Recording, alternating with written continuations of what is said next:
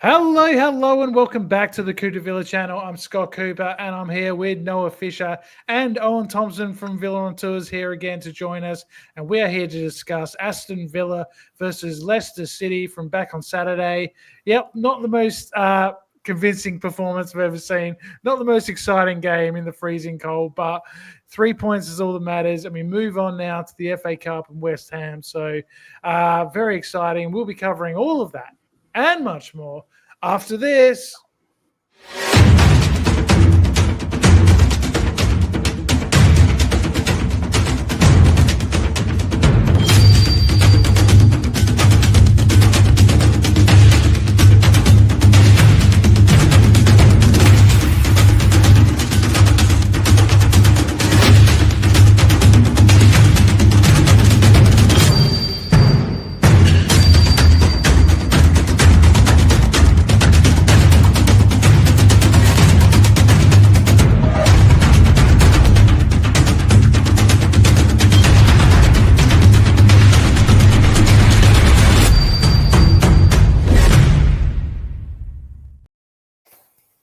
And welcome back to Coupe de Villa Live for another week. And boys, probably not the most exciting game we're ever going to talk about.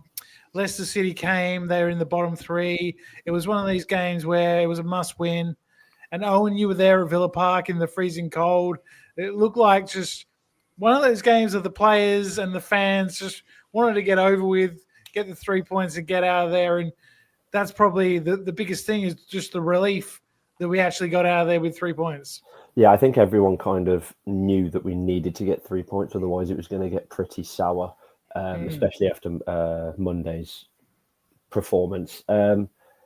We got the job done, and I read somewhere that we are now 10 unbeaten in the league at home, which when you look back at like results, sounds good, but how have we managed to keep 10 unbeaten? But yeah, we got the job done in the end. Leicester a poor side. You can see why they are where they are. And if they're relying on an aging Ayew and a hit and miss Jamie Vardy to kind of get you the goals, and then they're always going to struggle. Up until we obviously played them, they conceded shots and goals for fun. And then we came and didn't test them at all in the first half. Something just wasn't right. Maybe it was Rodgers, I don't know. But ultimately, the bigger picture is we got the 3 points, and it should be something to build on. Absolutely. And I mean, speaking about struggling for goals, Noah, there was one guy who, for Villa, had been struggling for goals for a long time, and he got the winning goal, and that's probably the biggest story out of this game. And that was Leon Bailey, of course. Really great to see him score, even though he has been struggling a lot this season. He has been down on confidence. He's had his injuries as well. But you could just see the relief in his face when he put that away. And I think one of the big positives as a team was when they brought it back to 1-1, we could have dropped our heads. We could have gone, here we go again, more drop points at home. But I think we played our best football after that, and we really pushed for that second goal. And great to see Leon get it. Yeah, I'm very happy for him because he's a confidence player. He's been building. He played all right against Brighton. He's been building week by week, and I think that goal will just help him so much. I think he'll be going on a scoring run or assisting run. It's kind of what he does. Assisted by a man I've been calling for, Scott, in the last 4 podcasts. And a team like Leicester that park the bus, get to the byline. Who put the ball in? Ian Maatsen. That's what I'm going to say. It was a great little cameo off the bench from Maatsen, and we will be getting into him and the old who's better, him, Digne, can we play them both conversation a bit later. But another guy that Duncan sort of highlights here, Ross Barkley, who scored an absolute belter, mate, one of my favourite goals of the weekend, took the ball down really well, and you just don't give him that sort of room, Owen, on the edge of the box, because we all know he does have the quality to put it away, and he's probably one guy that maybe feels a bit sort of sad that he hasn't got a few more minutes this season, a few more starts, because whenever he does play, he seems to look pretty good. He's got some very good numbers this season, considering how much minutes he's played. He must have scored 3 or 4 goals already this season. But yeah, considering his minutes and stuff. But I think he held his own pretty well. Was he from the start? Yeah, he started in the year. I thought he held his own pretty well throughout, and he has done every game, to be fair. I think that's why he was so influential for Luton as well last season. His presence and his experience will all play a part. On the comment, actually, he was probably a similar sort of distance out when he scored away at Leicester a few years ago. It was a last minute, same sort of distance. But yeah, I think that it might have been Cody that cleared it. It was a very poor clearance straight to him, and yeah, as soon as he brought it down, he thought he's got a very good chance here, and made sure the finish stuck. Definitely did, and that first half was very kind of just uneventful. Noah, we had a lot of the ball. We couldn't really break them down. Not many chances. There was a couple of shots, I think, in injury time towards the end of the half, but it kind of begs a question as to where is the creativity in this team. And I mean, there's a few guys who obviously were out through suspension, Duran and Morgan Rogers, and their replacements, Ollie Watkins and Bailey, and maybe a bit of Ramsey as well when he came on. I don't know. It's not really the same without those two at the moment. And I think, if we, when these guys are back available, they're going to slot straight back in the team, I think. I think so. But we were a team very similar to this, Scott. You'd go to big games away from home and you'd sit deep. You'd come with a plan to frustrate the other team. And credit to Leicester, they frustrated us for 50 minutes. They scored the goal. Like, they absolutely had a plan. And having some of the creativity is only going to get you so far. Like Barkley was able to run at them and do some things as well and kind of break through, but it's not easy. We play better when teams come at us a little bit more, let us get in behind, more space and whatnot. So you got to give credit to Leicester, but at the end of the day, we were able to break them through a couple of times, and one time too many for them. And Jeff makes a good comment here. Like, I really did enjoy the Mings and Konza back in the center back position. I think this is possibly our best two, maybe Pau Torres, but I think Mings and Konza just do a great job at defending, and it's something we've needed, Owen. Like, we've conceded a lot of goals this season, and we've looked a lot sort of more vulnerable than maybe the previous two seasons under Emery. And where do you think this back four needs fixing, or what do you think's our best back four? Because there's a lot of different options that Emery has tried. We had Cash back in on right back, and I didn't think he had a very good game at all. And especially against teams that sit back, we need these fullbacks overlapping and giving sort of an extra option in attack. And I think his final ball was pretty poor the other night. And where do you think we go when we get everyone back, and who's your best back four? Well, the one thing you mentioned about fullbacks overlapping should make the only real point clear that Konza should not be at right back. Yeah. It's completely shot his confidence, I think. Yes. And I mean, Mings and Konza did okay on Saturday, but there was times when Konza was letting the ball bounce. Yes. And that's not like him at all. He's normally the one that does Mings' role when it's him and Torres at the back. He will be the one that steps up and wins everything in the air and so on. And Torres will be the one that gets it on the deck and starts rolling it round. But yeah, he was letting it bounce. And I still think he needs a couple of games just to get his confidence back, because being who did we play? Brighton. He got obliterated against Brighton. I don't know if you. Yeah, that was awful. That was an awful goal. Yeah, he got ripped apart by Matoma in that second half, and in the first half he got done loads as well. So, Konza cannot play at right back, so I guess that's why we're going in for a full back of some sort, or just some extra central back cover. Yeah, there you go. As long as we know, I don't know what I'm trying to say. Yeah, we need fullbacks at fullback, and we need centre backs at centre back. It's that simple. And we've gone back to the old system that we had in lockdown times, and it worked. Yeah. The Dean Maatsen debate, like you said, we'll rumble onto in a minute. Dean was fine for 70 minutes. Maatsen was the right change at the right time. Yes. But that's where we need to look at getting a right back in, because I don't think the two we have on the bench are really good enough to threaten Cash's position at the moment. No, probably not. Cash gets it fairly cushy for now. But yeah, obviously Torres is also a huge miss as well. And it may seem that Carlos is off. I'm not sure. But again, he scares me a lot as well. So I don't know. There's plenty to work on because we leak goals for fun, and you could see how frustrated the back four were to concede on Saturday. That goal was awful. I mean, I could probably pick out 5 different mistakes. Ollie giving the ball away for a starter. Then I'm not sure what Mings is actually doing there. Like he's not really getting in the middle. He's not closing down the cross. We had plenty of people in the box. Ross Barkley's kind of trotting back, not really getting into a dangerous position to cut out a cross either. And then Konsa just lets Vardy come right across him. And then Matty Cash, I think, can do better with the block as well. He sort of dives in. But I don't think he needs to dive in. I think if he just makes himself big, like, I don't know, but maybe that one's harsh. But, I think apart from maybe the save from Martinez, everyone defended that one pretty poorly.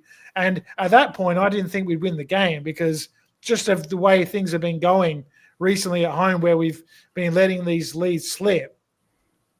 I thought maybe that means the confidence just shot and, maybe even Leicester could be the more likely to score a second goal because they were starting to push us a bit. But then, we started creating a bit more chances in the last sort of 10 minutes. But, yeah, I think I'd probably say, Torres, Konsa, Cash, Digne is the best back four we've got. But, I definitely think we need someone for Cash. That would be, if I was buying someone in January, I wouldn't be getting Marlon or another goalkeeper. I'd be getting a right back, maybe a right back who can play centre back as well, to cover. Because, I think Cash just, when he has a bad day on the ball like he did against Leicester, he really is a bit of a liability, especially. I thought he was all right, to be honest. I thought Cash was okay. I think you can see both ends of it with Cash. When he has a good game, he does look really effective. When he has a bad game, you can really see that he's struggling. There's kind of no middle ground when it comes to Cash. No, there's not. But what you mentioned, Scott, is the last 2 goals we've conceded at Villa Park, the one that got the equaliser against Brighton and the one against Leicester, were from a forward's mistake. Yes.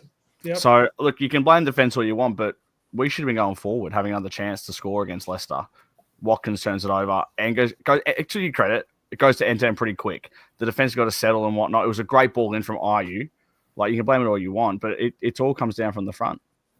It all comes down from up top. Like, it shouldn't have been coming down our end. I guess that's why Dean was way too high, and it looked like he was actually nowhere to be seen because it should have been going straight to him. Yeah. I still think there was like a lot to do though. And we had quite a few people back. I don't know. I think. Yeah, I think with the save, it made Cash want to lunge and just try to win the ball.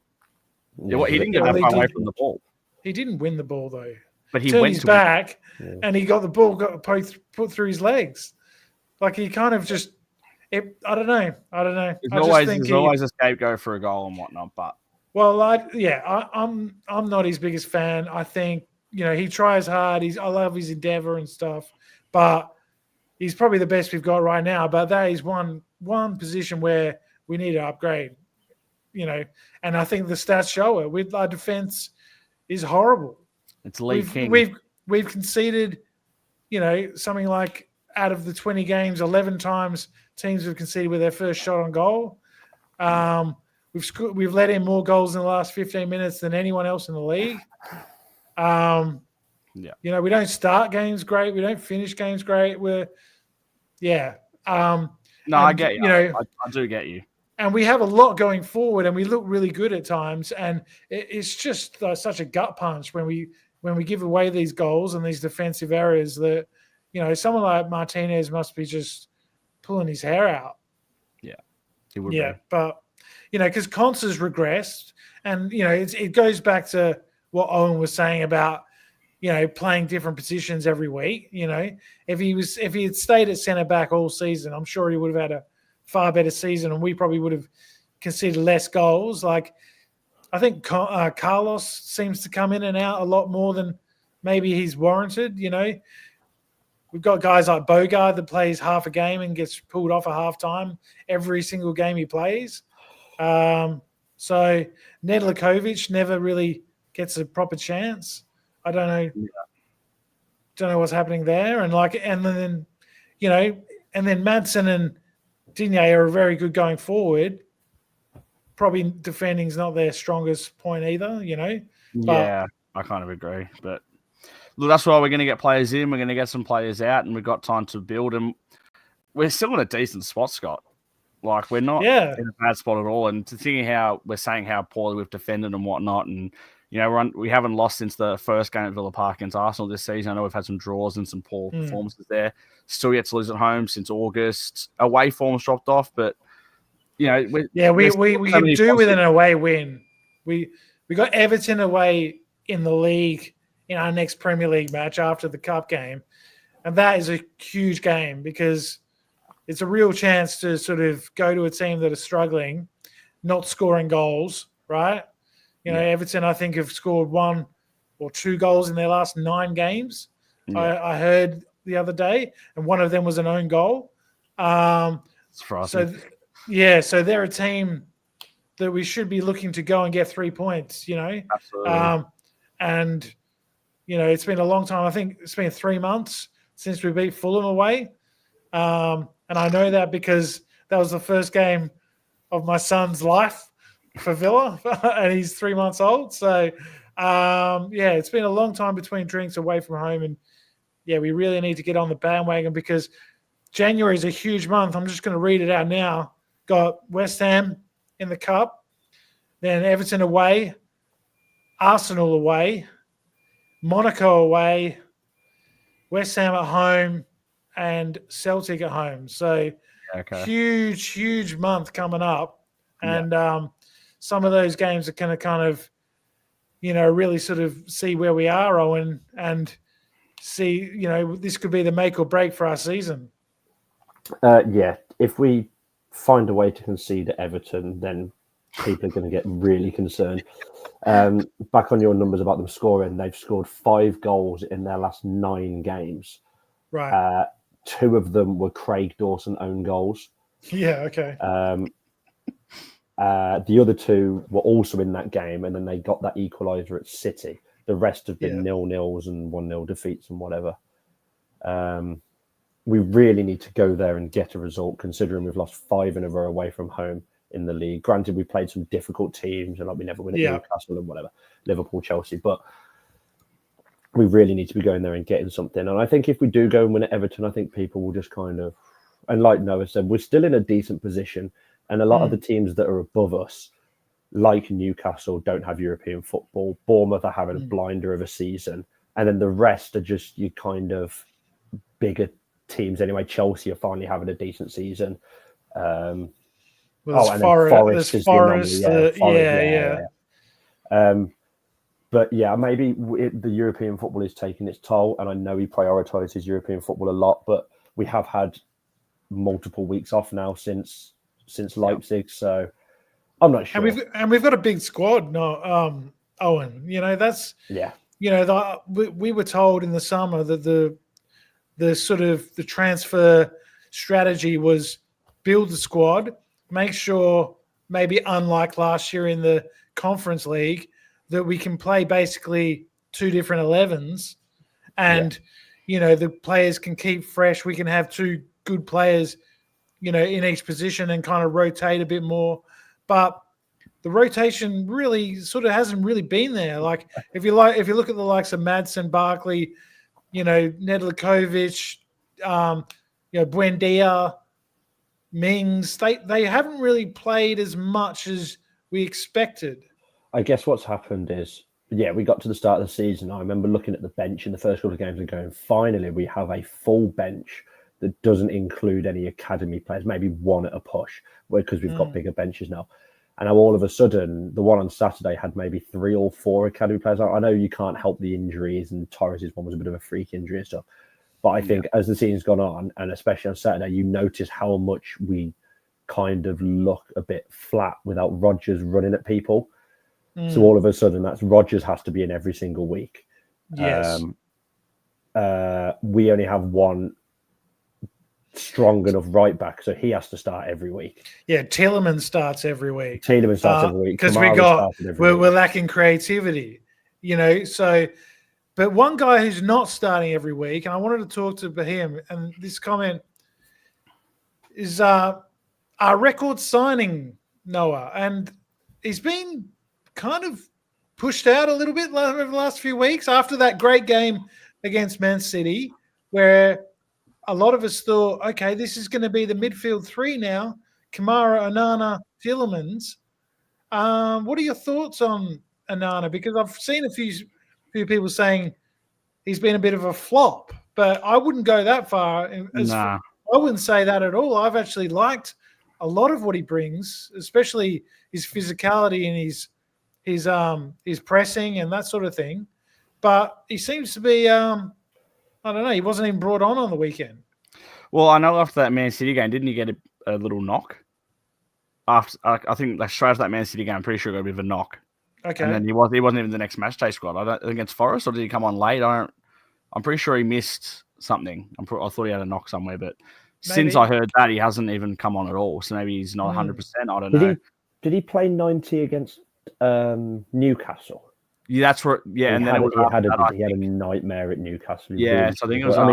Granted, the game was gone when we were down to 10, but he really struggled. And I think when you're kind of up against it, I think that's where he struggles. I think when the game's in your favour and you're controlling it and you're cruising, I think he can show the best of what he's got. But I think when your back's against the wall, he seems to kind of not disappear, but go a lot quieter. But our two biggest signings this summer were him and Maddison. And they haven't really maybe lived up to sort of huge record signings, like I don't know. I mean, I hope, it's a bit of a Leon Bailey thing where second season, they'll come good, a bit more. Or maybe I think Onana's been fine. Yeah, I mean, I think Onana has had some really good games, and he's had a few injuries too. Maybe it's back to the point what you said about the depth, where maybe we're looking into it too much. And if we started playing Onana every week, then we go, well, hang on, we're not really using the most of our squad. And maybe it's just a case that we're kind of rotating around. And there might be a period into the new year when Onana gets 5, 6, 7 games in a row and looks really good. And then I think now McGinn's out, they'll put him straight in. I think they'll bring him in. They'll bring Rodgers in, and they'll kind of play that midfield that worked against Man City with Tielemans, Onana, and Kamara. I think that's the way to go for me, to be honest with you. And I think it should be. You think Barkley will? I think unfortunately he's one that has to drop out. I think he knows that though. I think that Barkley kind of knows his role. He wouldn't have signed on knowing he wouldn't need to start every game. Barkley would not. He probably doesn't have the legs now. Yeah. But he has been good when he's played. Like I think, Jeff makes a comment here. Yeah, I think, maybe he's the finisher. Ramsey's the guy to come on and sort of keep things ticking, keep the ball when we're in, winning positions. But I actually think we'll go to sort of the same, maybe the same midfield as you said with the front three: Bailey, Rodgers, and Duran when he comes back, I think. But it's going to be interesting to see how he sort of shuffles it around because Jacob Ramsey's back now. I think he's probably was. Yeah, I think he did look good. I think he's not up to speed like completely, but he had a few good moments where he does look good when he like drives the ball through the midfield and runs at the opposition defense like we know he can. He's definitely one of our most exciting players when he's up and firing. 100%. So 100%. Looking forward to seeing him finish the season well. Where's Tommy these days? He'll be back. He's just couldn't make it tonight. Yeah, he was on. He was on last week, wasn't he? I've had to play the Barkley role and step in. Yeah, the super sub. Yeah. Love it. All right, so let's look forward to West Ham because I think this is a really good opportunity for us. We're sort of in a position in the league where we're not going to get relegated. We're probably not going to make top 4, but I guess it's that attitude, Scotty. No, that attitude. Look, I think what I'm saying is we've got an opportunity to really have a go at the cup this season. And I would like to see us play a strong side and, not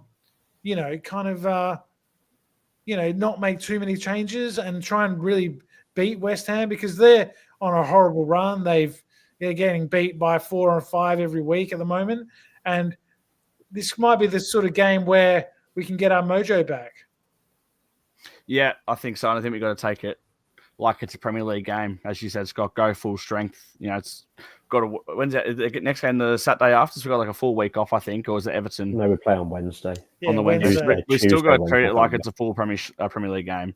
Strongest lineup. Duran can play, can't he? Or can he? Or does this count as a game? I think this is his last game out. Yeah. Last one, yeah. Okay, cool, cool. So strongest team. Let's beat them. I want a cup run. Like we all want a cup run. We all want to win something. And Scott, this is the one cup, domestic cup. That like your dad hasn't seen us win. I don't believe. Is that right? Well, he would have been very young, but no, 57. So yeah, long time. Yeah, but seen us win. Well, same with you, I guess. It'd be the one thing you haven't seen us win. No, definitely not. Yeah, I think it'd be nice to see us go far. I've seen us make two finals. Yes, that's it. Right. Even before, like it was a long time before we even made a final. I think 2000 was the first final we made since 57. So yeah. We had a horrible run in the FA Cup for a long time. And we still do. And we obviously lost both those finals. The last final at the old Wembley, and we got absolutely trounced against Arsenal in that horrible match when Tim Sherwood was the manager. So I remember.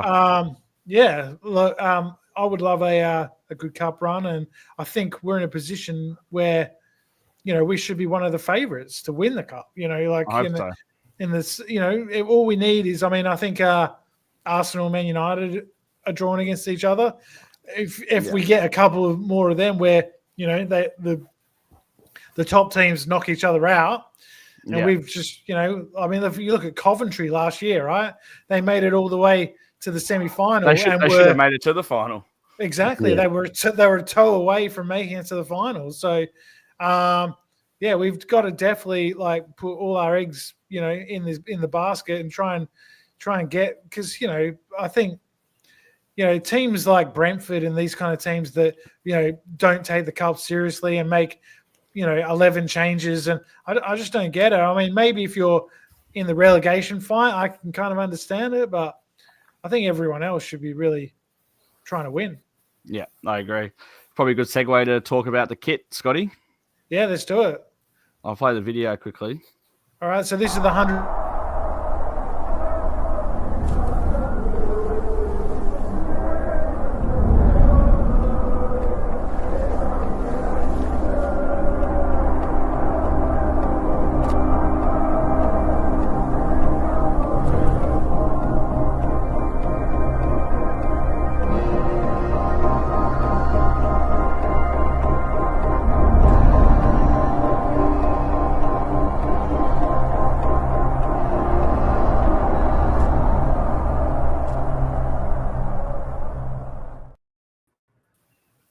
And what a thing of beauty that is, Noah.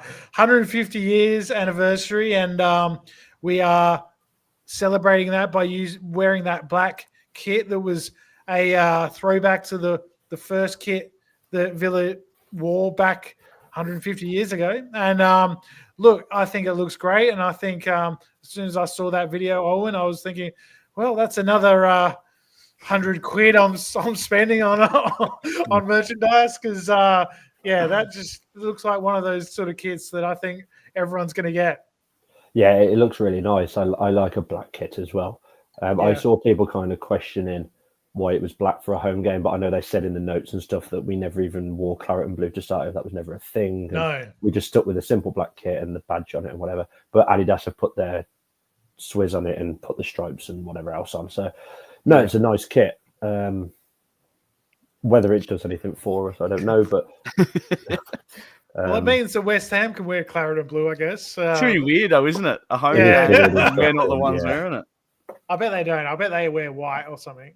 Yeah, but they can't wear claret and blue. That is just wrong. It would be so Villa though to go out of the way to do this and just not turn up on the day. Not turn up, lose 2-0. Yeah. West Ham fans fuming because Lopetegui's still in a job and everything's just a complete disaster. Yeah. And we just get videos of all the players throwing the kid in the bin. Walking straight down the tunnel. Yeah, that's it. Yeah. Well, let's hope that's not the case. And, I'm still going to buy it. Regardless, to be honest with you, I'm still going to cop it. So I can't imagine there might be only like a handful, to be fair. So, although now they were selling it in JD, so they should have. It's not going to be like a complete limited edition one when there's only like say 10,000. But yeah, I might have to have a look and get it on Saturday. It comes out on the day of the game. No, it comes Friday. out Friday. I thought it come out. I thought it's on the 9th. I thought it's on the 9th. Well, the game's Friday. I think it comes out the day before. I thought. Oh, okay, there you go. Yeah, we're looking forward to that. I'm looking forward to buying it. Nice. Well, how do you think we'll go against West Ham, Owen? I think we'll struggle. I was kind of listening to you going, yeah, we need to have a real good cut. And I'm thinking we're just not going to turn up in this game. I watched us against Palace in the League Cup, and it was a painful watch. I mean, they played a full strength team, to be fair, to Palace, and we just didn't. And it was all a bit too easy for them. It was all a bit passenger. Yeah, it was horrible. But I guess at the same time, like you said, West Ham are in a really horrible run of form, and I don't know if they're going to use the cup as an opportunity to kind of get themselves back on track. Villa being Villa, and because of all the extra hospitality, I'm not sure if you're aware of this, Scott, because of all the extra hospitality that we've got in the North Stand, we have had to put all of West Ham in the Doug Ellis, and they've got they've got their normal away end, and they've got the entire of the upper Doug Ellis, just because of all the hospitality options that don't get sold out in the North Stand, whereas in recent times we would have just given them the whole of the North Stand. 150th anniversary match. There's going to be empty seats everywhere. There's going to be 7,000 West Ham. Unfortunately, I just can't see this ending particularly pretty. And I don't want to come on as faultless of negativity, but if we get a result, then great. But I look at last year's cup run. We kind of got away with it at Middlesbrough. Did quite well to get a draw at Chelsea. I think we could have won it actually. And then in the replay, we just did not look. We were awful in the slightest. Yeah, and we had a pretty strong squad out, I think, and we just did not look interested from the word go. No, I agree. Yeah. So I'm not. Yes, I know that is a problem. Definitely. No, it's it's a weird one. It really is a weird one. Have we lost Scotty Lagan? Emery have not been great. I'm back. There we go. Good. You're back now, mate. Yep, you're back now. Sorry. I'm back. The first one I heard was Emery. WA internet doesn't work very well. Anyway, that's all, folks. See you next time. I think we've lost him. The computer this week. I think we've lost it. So, Oh. You're back for a second. I'm back. Look, all right, maybe this is a good time to wrap it up. But what I was going to say is, we obviously went out to Stevenage, I think it was, with under Emery. Well, that was in the FA Cup a couple of seasons ago. First season. So there's been some horror cup games under him, and I just hope he gets the team fired up and gets them motivated from the off. He will. Yeah, because I think I'd rather play West Ham than maybe like a lower league team, because they're always up for it, And I saw us against Wickham in the League Cup, and we were quite lucky in that game. We got sort of outplayed. We won the game, but if we had one of those sort of draws, I'd probably rather play a West Ham that are worried about. Wasn't that the FA Cup as well? No, the one you went League to. Cup. Oh, that one, right? Sorry, Yeah. Gauchi ball. That's the one I saw. Yeah. So, I think a West Ham will probably make some changes because they got bigger fish to fry. They got to think about staying in the league and turning their season around a bit. So, hopefully they're focusing on the next Premier League game. I don't know. Yeah, we'll find out. Well, interesting to see. Should we look at fantasy quickly before we go? Oh, Yeah, quickly, because I'm loving it. I'm more than happy to show you fantasy. I know, that's why I'm on the rise. Oh, yeah. I got some of the most points this week, and I'm obviously just not on that graphic yet. There I am. There you go, 64. I scored 79. I'm on a rise. A 3-week rise. 64. I'm coming for you, Scott. Well, I'm coming for number one. So yeah, you said I was done last week. But I think I'm back on Patrick's heels. Yeah, well, it's interesting. Remember when I was sitting down here in 18th, going for relegation. Good to be up here. How's Muhammad Adam? Is he still languishing down the bottom? Yeah. Yeah. Come on, Muhammad Adam. Oh, 43, bro. I've already picked my team, so here's a bit of a sneak peek what I'm going in with. Right. I've got quite a similar team to you. Yeah, you would. You would want to copy me, mate. Don't worry. Yeah. It's a little bit different, but interesting. Well, should we do predictions for West Ham and then then get out of here? So I'm going to go. I'm not going to go a clean sheet. I always go a clean sheet, and we never get a clean sheet. I'll say 3-1 Villa. Well, the players are going to be up for it. Big occasion. Unbelievable. Cold night at Villa Park. I'm going to go 1-0 Villa. Question: have they scrapped replays? I think so, yeah. I think so, yeah. Did it go to extra? Oh, God. Well, that's a relief because I really don't want to be going down there again.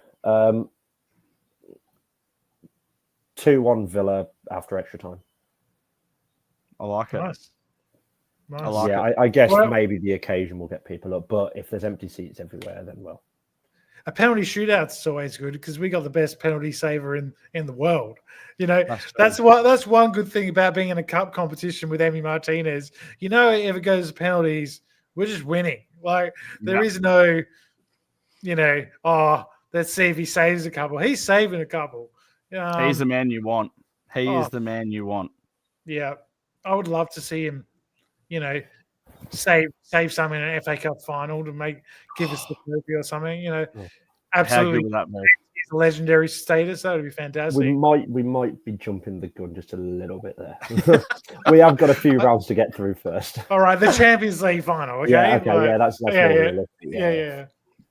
All right. Well, thanks for joining us once again on Coupe de Villa Live. Make sure you like and subscribe if you haven't. Tell your friends all about it. And we will be back after West Ham in the FA Cup.